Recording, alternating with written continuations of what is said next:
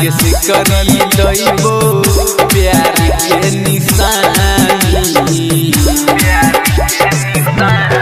ये जान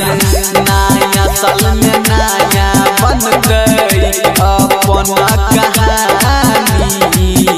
सोना के सिकरी दैबो प्यार के निशानी गई रखने रहबो तोरा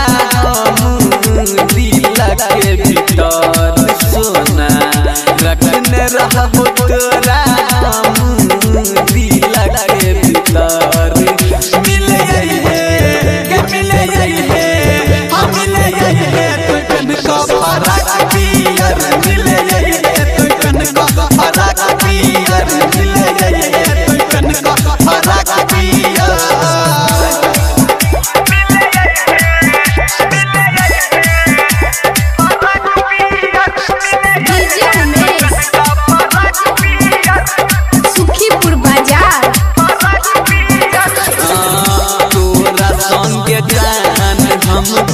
पार्टी मनाइबो